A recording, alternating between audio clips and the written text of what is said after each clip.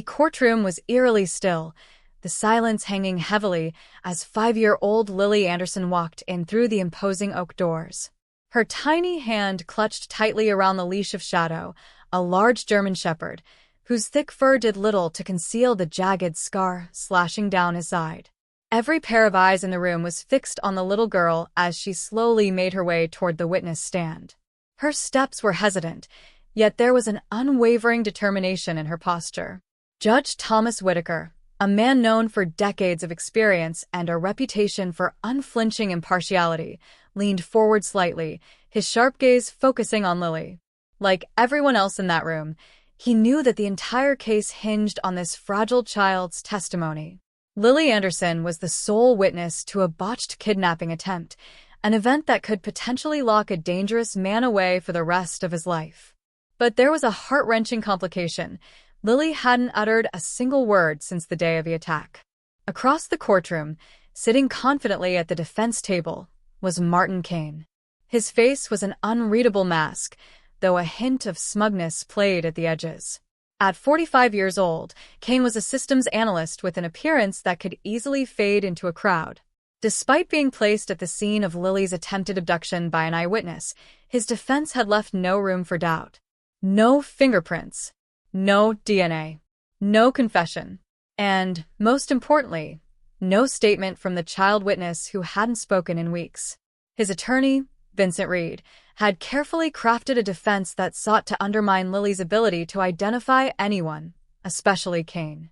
They were certain that this vulnerable little girl would pose no threat to their case.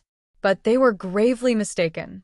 As Lily settled into the witness chair, her green eyes briefly met Cain's, the exchange as fleeting as it was chilling.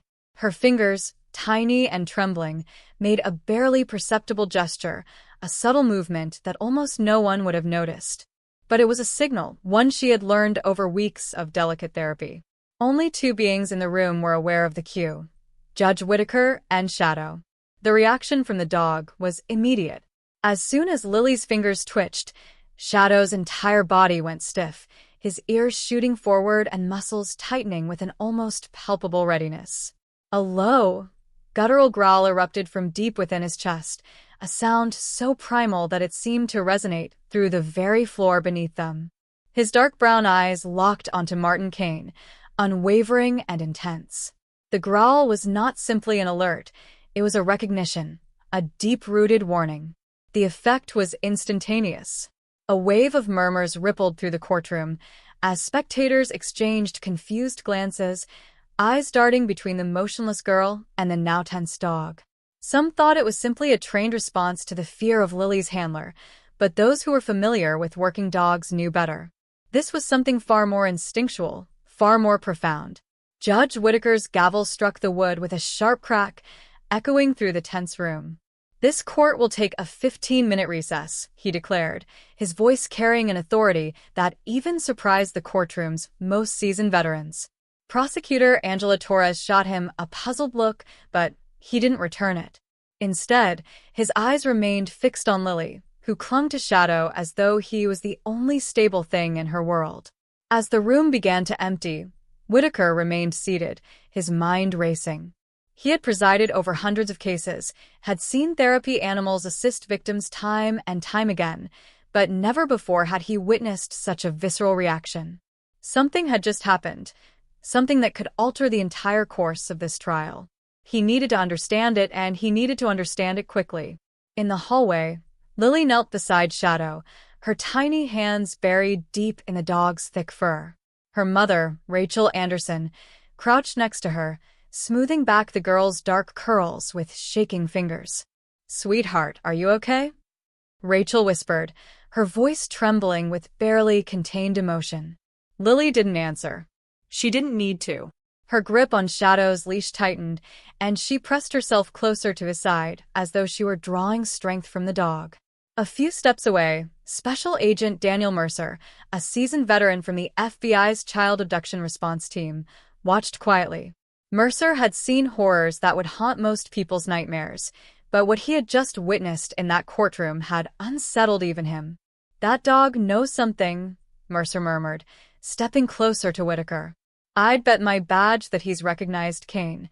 Whitaker nodded slowly, his expression unreadable. Then we need to find out where from. Inside the defense conference room, Martin Kane sat across from his attorney, Vincent Reed. The smug expression he had worn in front of the courtroom melted away the moment they were alone, twisting into something darker. His fingers drummed erratically against the polished surface of the table, replaying the moment in his mind. "The dog," Kane muttered, his voice tinged with unease. Reed raised an eyebrow. "What about it?" "She knows," Kane whispered, his eyes narrowing. "That little girl, she knows." Reed's face hardened, his voice dropping low. "Keep it together." But Kane was no longer listening.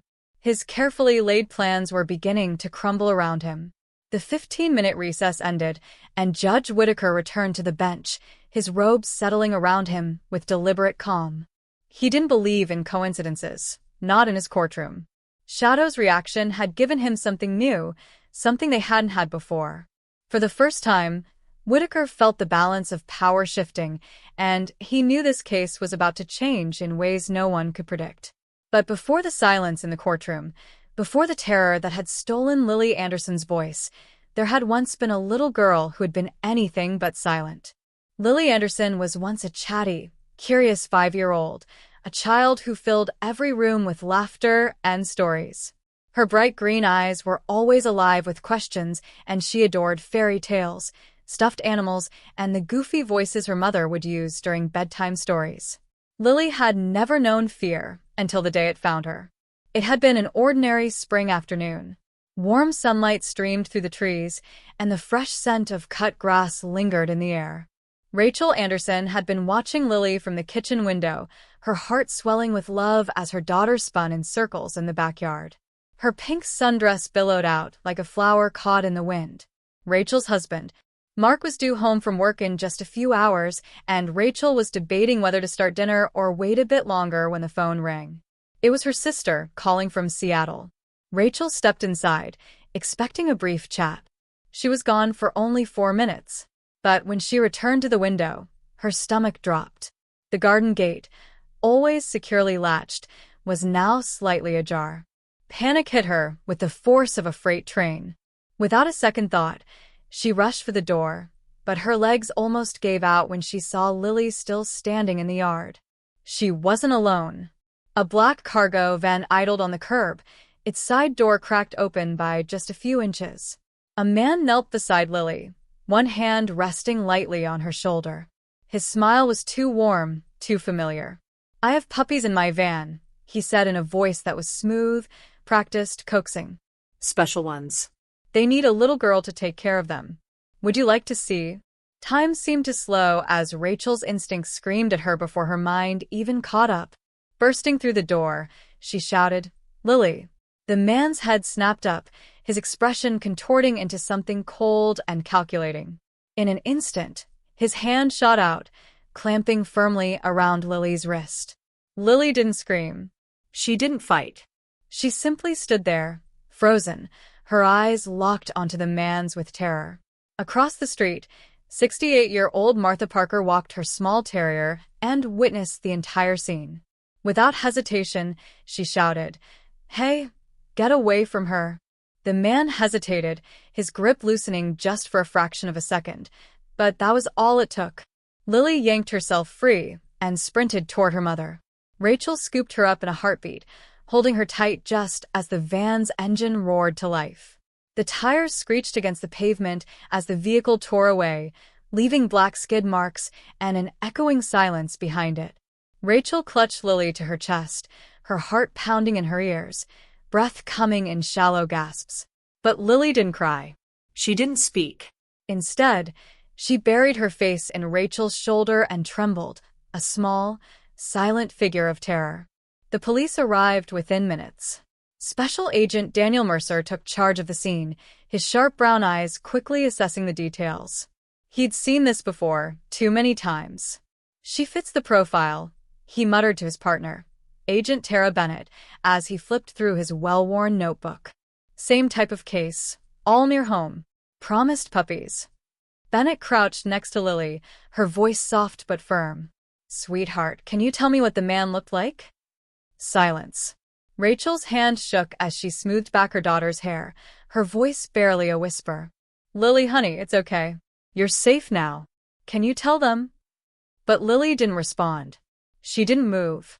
It was as though a switch had been flipped, and the once vibrant, talkative little girl was now gone. She hasn't said a word since I picked her up, Rachel whispered, tears welling in her eyes. She just stopped. Bennett exchanged a glance with Mercer. Selective mutism, she murmured. A trauma response. Mercer nodded grimly. Without a statement, we've got nothing. Just then, Martha Parker stepped forward. I got part of the license plate, she said firmly. YGL. Mercer's eyes lit with a renewed sense of purpose. That's something, he said, grabbing his phone to pass the information on. But for Rachel, the days that followed were even worse. Lily refused to leave the house. She wouldn't play, wouldn't draw, wouldn't sleep. When she did sleep, it was fitful, full of silent nightmares. Rachel and Mark tried everything, bedtime stories, Lily's favorite foods, anything they could think of to help her. But nothing worked. It wasn't until one day when Rachel tentatively mentioned the idea of a therapy dog. Dr. Emily Hawthorne's animal therapy center was calm, quiet, and smelled faintly of antiseptic and fur. On a cushioned bed near the window, Shadow lay with watchful, intelligent eyes. Once, Shadow had been a top Canine officer on the force, a dog whose training and instincts had saved lives. But an injury, a deep scar marring his side, had ended his career after he saved a child from an armed suspect. Shadow had been deemed unfit for service and was almost put down, but Dr. Hawthorne had intervened. She believed Shadow still had a purpose. And that purpose had arrived in the form of Lily. Their first meeting was silent. Lily said nothing, but she didn't run from Shadow either. She stood frozen, watching him. Then, slowly, she reached out toward him. Shadow didn't move. He waited. When Lily's hand finally brushed his fur, something shifted inside her. She didn't let go. Over the next few weeks, Shadow never left her side. Slowly, little by little, Lily began to return, her spark reigniting, the light returning to her eyes. And now, here they were in the courtroom, facing the man who had tried to steal her voice, but not her courage. What happened next was a story of justice, instinct, and a bond formed between a silent child and a watchful protector. Shadow's silent testimony, Lily's brave signals, and the relentless pursuit of truth would eventually crack the case wide open. When Martin Kane finally confessed, cornered by the evidence, the testimony, and his own growing fear, it was Lily who spoke first. With trembling hands, she cupped Shadow's scarred face, whispering softly, "Thank you." In that moment, Rachel and Mark knew Lily was on her way back. The healing had begun.